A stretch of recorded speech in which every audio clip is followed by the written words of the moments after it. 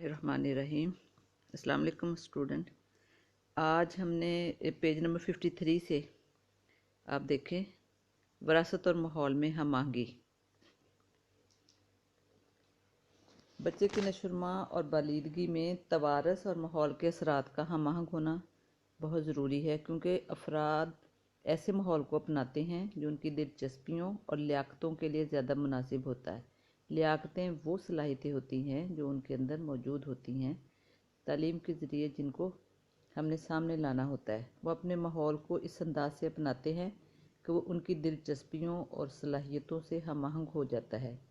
मसलन जिन अफराद में मौसीकी की सलाहियत और ख़ूबियाँ ज़्यादा होती हैं वो मौसीकी की तरबियत के मौक़े तलाश करते हैं। जिनमें जिस्मानी तवानाई और हिस्सी हरकी महारतें ज़्यादा होती हैं वो खेल कूद के मौक़े तलाश करते हैं। जिनमें महदूद सलाहियतें होती हैं वो सादा काम और मामूली हालात ज़िंदगी में गुजारा करने की कोशिश करते हैं। इस तरह ज़िंदगी के सफ़र में इंसानी नशोनुमा ख़ुसूसन ज़हनी और शख्सी नशोनुमा ख़ाम माल की हैसियत रखती है और माहौल इस ख़ाम माल यानी तवारसी ख़ुसूसियात को अपने तकाज़ों के मुताबिक डाल लेता है। तवारस तुख़म की मानद है। तुख़म बच्चे बीज होता है। अगर माहौल बेहतर है तो इस तुख़म से तनावर और सरसब्ज़ दरख्त बनेगा, और अगर तुख़म नाकस है तो अच्छे माहौल और ज़रख़ेज़ ज़मीन के बावजूद दरख्त की बेहतर नशोनुमा ना हो सकेगी। अगर अच्छा तवारस और बेहतर माहौल मुयस्सर है तो आला और बेहतर नशोनुमा की उम्मीद की जा सकती है। अब हम नेक्स्ट हमारा जो टॉपिक है नशोनुमा के असूल। तालीम और नशोनुमा का आपस में गहरा ताल्लुक़ है। मुनासिब नशोनुमा के बगैर तालीम का अमल मुकम्मल नहीं हो सकता। हम सब के लिए नशोनुमा के असूलों का जानना बहुत ज़रूरी है जो दर्ज झैल हैं। बच्चे ये आपका 10 नंबर का सवाल होता है, लॉन्ग क्वेश्चन, ये इम्पोर्टेंट क्वेश्चन है। इसको भी आप लगा लें कि ये आपका 10 नंबर के सवाल में आएगा, और इसमें आपने जितने भी 7 पॉइंट दिए हुए वो सारे के सारे अब नशोनुमा के असूल में सबसे पहला असूल जो है, नशोनुमा एक मुनज़्ज़म अमल है। यानी नशोनुमा एक मुनज़्ज़म अमल है। ये अमल एक मखसूस तरतीब और तरीक़े के मुताबिक वक़ूअ पज़ीर होता है। इसमें तरतीब, दर्जा बंदी और तसलसल पाया जाता है। कबूलियत, फिर लड़कपन, नौबलूगत और बलूगत वगैरह इसमें शामिल हैं। नंबर 2 पे नशोनुमा एक मुसलसल अमल है। नशोनुमा एक मुसलसल अमल है जो पैदाइश से लेकर बढ़ापे तक जारी रहता है और ज़िंदगी के किसी भी लम्हा नहीं रुकता, ख्वाह इंसान सोया हुआ हो या जाग रहा हो। ये अमल मुसलसल जारी रहता है। नंबर 3 नशोनुमा एक इर्तिकाई अमल है। नशोनुमा एक इर्तिकाई अमल है। इस अमल में एक दर्जा बंदी पाई जाती है। मसलन जिस्मानी नशोनुमा में बच्चा पहले बैठना, फिर खड़ा होना और बाद में चलना सीखता है। इसका पहला लफ्ज़ बोलना उसे गुफ्तगू की तरफ माइल करता है। बच्चे की शख्सियत का हर नया अमल अपनी जगह एक इर्तिकाई अमल होता है। इर्तिकाई अमल होता है कि दर्जा बदर्जा तकमील की तरफ जाना। नंबर 4 नशोनुमा एक मरबूत अमल है। नशोनुमा के तमाम पहलुओं में एक रब्त पाया जाता है। ये तमाम पहलू यानी जिस्मानी, ज़हनी, जज्बाती और माशरती पहलू एक दूसरे पर असरअंदाज होते हैं। एक की नशोनुमा दूसरे को मुतासर करती है और इसी तरह एक में ख़राबी या तकलीफ़ बाकी सारे पहलुओं पर असरअंदाज होती है। अब नंबर 5 है मुख्तलिफ़ बच्चों में नशोनुमा की रफ्तार मुख्तलिफ होती है। तमाम बच्चों में नशोनुमा की रफ्तार एक जैसी नहीं बल्कि मुख्तलिफ होती है। मसलन अगर एक बच्चा जिस्मानी लिहाज से बढ़ रहा है तो दूसरा ज़हनी लिहाज से। माहौल और तवारस के फ़र्क भी होते हैं, इसलिए एक ही उम्र के बच्चों में मुख्तलिफ़ ख़ुसूसियात में नशोनुमा के लिहाज से नुमाया फ़र्क पाया जा सकता है। अब नंबर 6 है किसी एक बच्चे में नशोनुमा के मुख्तलिफ़ पहलुओं की रफ्तार मुख्तलिफ होती है। किसी एक बच्चे में नशोनुमा के मुख्तलिफ़ पहलुओं यानी जिस्मानी, ज़हनी, जज्बाती और माशरती नशोनुमा की रफ्तार बराबर नहीं होती। मसलन एक बच्चा जिस्मानी लिहाज से तो बहुत सेहतमंद दिखाई देता है लेकिन ज़हनी लिहाज से कमज़ोर है, या ज़हनी लिहाज से तेज़ है लेकिन जिस्मानी तौर पर कमज़ोर है। यही सूरत जज्बाती और माशरती नशोनुमा की हो सकती है। अब नंबर 7 पे है लड़के और लड़कियों में नशोनुमा की रफ्तार मुख्तलिफ होती है। अब नशोनुमा में मजमूई तौर पर लड़कियों को लड़कों पर सबकत हासिल है, यानी उन पर बढ़तरी हासिल है। सबकत का मतलब बढ़तरी होता है। 10 साल की उम्र के बाद लड़कियों की जिस्मानी नशोनुमा तेज़ हो जाती है, लड़कियां लड़कों से पहले बालिग हो जाती हैं। यही हाल ज़हनी नशोनुमा का है। बालिग होने तक ये रफ्तार भी लड़कों की निस्बत ज़्यादा होती है।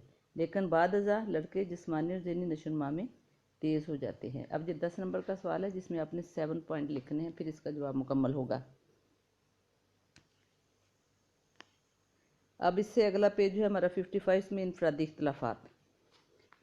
انفرادی اختلافات کے موضوع نے نفسیات کو بڑی وسعت بخشی ہے۔ انفرادی صلاحیت اور کردار کے اعتبار سے بہت سے اختلافات نہ صرف نوع انسانی میں بلکہ ادنیٰ درجے کے حیوانات میں بھی پائے جاتے ہیں۔ اس موضوع پر کی گئی تمام تحقیقات افراد میں وسیع انفرادی اختلافات کو ظاہر کرتی ہیں۔ زیادہ تر اختلافات بے ساختہ فعالیت کی مقدار، حاجتوں کی اضافی ضرورت، حرکت کی سمت، آموزش کی رفتار، آموزش ہوتا ہے بچے کسی چیز کا سیکھنا، اور مسائل کے حل میں دیکھے گئے ہیں۔ اس سے پہلے کہ انفرادی اختلافات پر بحث کی جائے، یہ ضروری ہے کہ پہلے ان اختلافات کے معنی اور مفہوم سے آگاہی حاصل کی جائے۔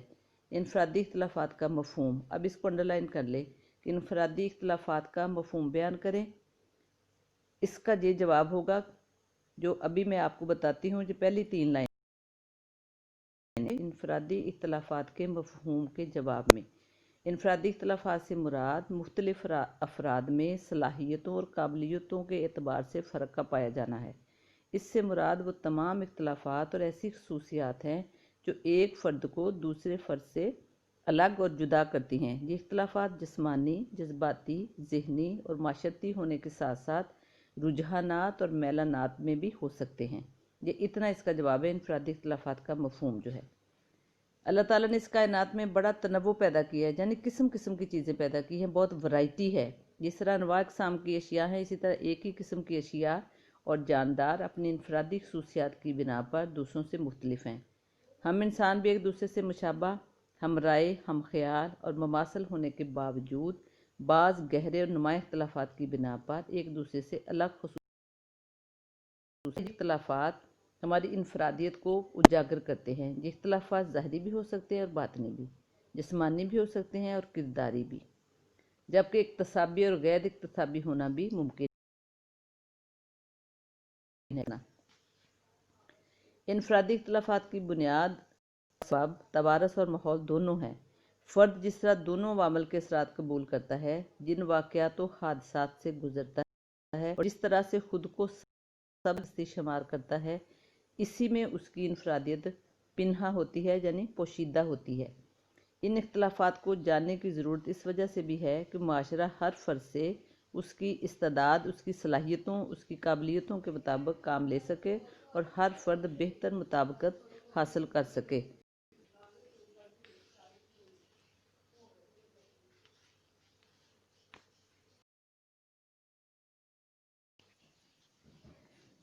آموزش کے عمل میں انفرادی اختلافات بڑی اہمیت رکھتے ہیں، کیونکہ انفرادی اختلافات کو سمجھے بغیر آموزش کا عمل کامیاب نہیں بنایا جا سکتا۔ آموزش سیکھنے کا عمل ہے۔ تعلیمی میدان میں ہم دیکھتے ہیں کہ ایک ہی ماحول، ایک ہی استاد، ایک ہی نصاب، ایک ہی طریقہ تدریس اور ایک ہی ذہنی آزمائش کے باوجود بچوں کے تعلیمی نتائج میں نمایاں فرق پایا جاتا ہے۔ ان میں سے بعض ناکام، بعض کامیاب ہوتے ہیں، پھر کامیابی میں بھی بہت سے اختلافات نظر آتے ہیں۔ یہ اختلافات ان کے ذہنی اختلافات کو ظاہر کرتے ہیں۔ تعلیمی میدان میں انفرادی اختلافات پر اس وقت سے اور زیادہ زور دیا جانے لگا ہے جب تعلیمی ماحول میں تمام تر یکسانیت کے باوجود طلباء کی آموزش اور ذہنی آزمائشوں کے نتائج میں بہت نمایاں فرق محسوس کیا گیا۔ اس موضوع پر کافی غور و فکر اور تحقیق کرنے کے بعد واضح ہوا کہ تعلیم میں بچوں کے انفرادی اختلافات کو نظر انداز نہیں کیا جا سکتا۔ اگر بچوں کی آموزش کے عمل کو بہتر بنانا ہے تو ان کے باہمی انفرادی اختلافات کو پیش نظر رکھ کر آموزش کے عمل کے لیے بہتر منصوبہ بندی کرنا ہوگی، تاکہ بچے ذہنی لحاظ سے بھی بہتر ہوں اور ان کی آموزش بھی پائیدار اور مستقل ہو۔ اب انفرادی اختلافات کی نوعیت۔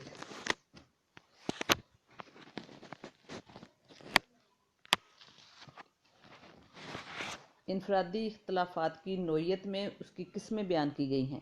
نمبر 1 ہے موروثی یا پیدائشی اختلافات۔ نمبر 2 ماحولیاتی اختلافات۔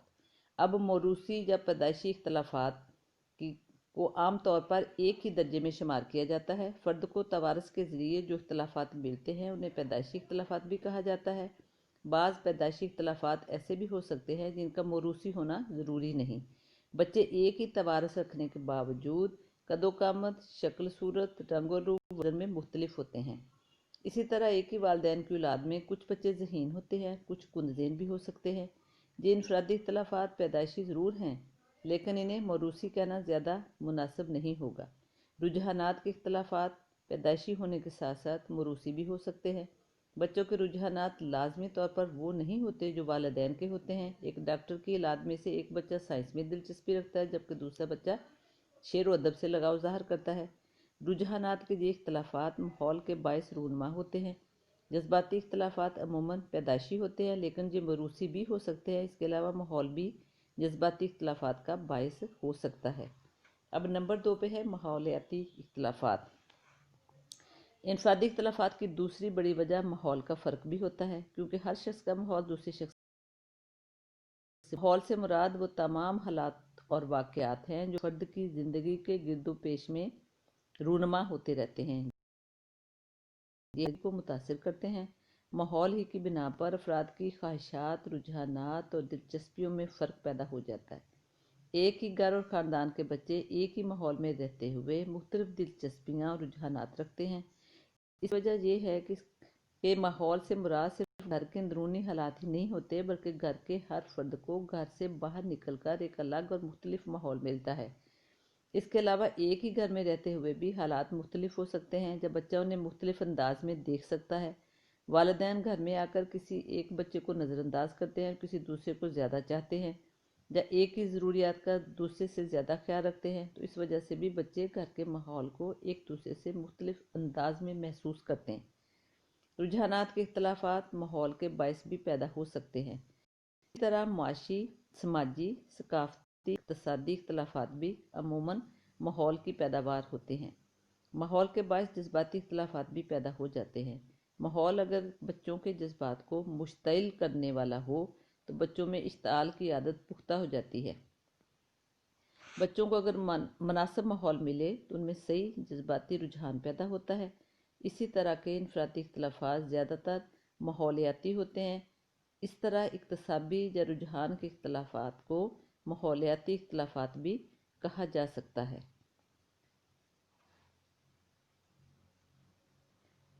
اب انفرادی اختلافات کی اقسام۔ انفرادی اختلافات کی 5 اقسام ہیں۔ نمبر 1 جسمانی اختلافات، نمبر 2 ذہنی اختلافات، نمبر 3 جذباتی اختلافات، نمبر 4 رجحانات اور صلاحیتوں کے اختلافات، نمبر 5 معاشی اور معاشرتی اختلافات۔ جسمانی اختلافات۔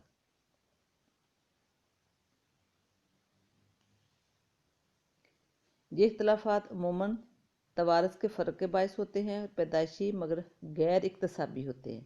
اس میں وہ تمام اختلافات شامل ہیں جو کسی نہ کسی طرح جسم کی ساخت یا اس کی رنگت سے تعلق رکھتے ہیں۔ اس میں شکل و صورت، رنگ و روپ، قد و قامت اور بعض دفعہ صحت اور بیماری وغیرہ شامل ہوتے ہیں۔ جسمانی اختلافات بعض مرتبہ پیدائشی نہیں ہوتے بلکہ حالات و حادثات کی بنا پر پیدا ہو جاتے ہیں۔ یہ جسمانی اختلافات بعض صورتوں میں واضح اور کبھی غیر واضح ہوتے ہیں۔ اگر صرف شکل و صورت اور رنگ و روپ کے اختلافات ہوں تو اس کے اثرات کو تو کم کیا جا سکتا ہے، لیکن اگر بچوں میں کوئی جسمانی توارثی کمزوری یا پیدائشی نقص ہے تو یہ عموماً تعلیم پر اثر انداز ہوتا ہے۔ ایسے بچے اگر اپنے ساتھیوں کے مذاق کا نشانہ بن جائیں تو وہ احساس کمتری کا شکار ہو کر تعلیم میں پیچھے رہ جاتے ہیں یا بعض مرتبہ بد دل ہو کر تعلیم کو ترک کر دیتے ہیں۔ اس لیے تعلیم دیتے ہوئے جسمانی اختلافات کو نظر انداز نہیں کیا جا سکتا۔ تعلیمی اداروں میں تعلیم حاصل کرنے والے بچوں میں ایسے جسمانی اختلافات کا بخوبی مشاہدہ کیا جا سکتا ہے جو درج ذیل نوعیت کے ہو سکتے ہیں۔ ایک ہی جماعت میں کچھ بچے اچھی شکل و صورت اور قد و قامت کے ہوتے ہیں، دوسرے معمولی شکل و صورت، غیر صحت مند اور بعض بیماریوں کا شکار ہوتے ہیں۔ نمبر 2 کچھ بچے پیدائشی یا پھر حادثات کی وجہ سے معذور ہو جاتے ہیں، جب بعض جسمانی کمزوریوں یا خامیوں کا شکار ہو جاتے ہیں۔ مثلاً بعض کی بینائی کمزور ہو سکتی ہے تو کچھ کی قوت گویائی یا سماعت کمزور ہو سکتی ہے۔ گویائی ہوتا ہے بولنے کی قوت، اور سماعت سننے کی کمزور ہو سکتی ہے۔ نمبر 3 بعض بچے تتلا کر بولتے ہیں اور ایسے بچے جماعت میں زیادہ بولنے سے گھبراتے ہیں۔ نمبر 4 وہ بچے جو کسی جسمانی عضو کے ضائع ہونے یا کسی بیماری کے باعث معذور ہوتے ہیں انہیں بھی کئی دفعہ بچوں کے مذاق کا نشانہ بننا پڑتا ہے۔ اب جسمانی اختلافات میں بچوں کا رویہ۔ اوپر بیان شدہ تمام علامات میں سے کوئی بھی اگر اسکول کے کسی بھی بچے میں پائی جائے تو ایسے بچوں کے رویوں میں بھی ان میں احساس کمتری پیدا ہو جاتا ہے، وہ تعلیم اور تعلیمی ادارے سے فرار کی کوشش کرتے ہیں، ادارے کو چھوڑتا ہے بھاگنا، کسی چیز سے جان چھڑانا، فرار کی کوشش کرتے ہیں، نہ انہیں اپنے استاد سے لگاؤ رہتا ہے نہ اپنے پرائے کی تمیز۔ ایسے بچے عموماً گھر سے بھی فرار کی کوشش کرتے ہیں، غرض یہ کہ ایسے بچے نارمل نہیں رہتے اور ان کا ذہن بغاوت پر آمادہ ہو سکتا ہے۔ طلباء کے جسمانی اختلافات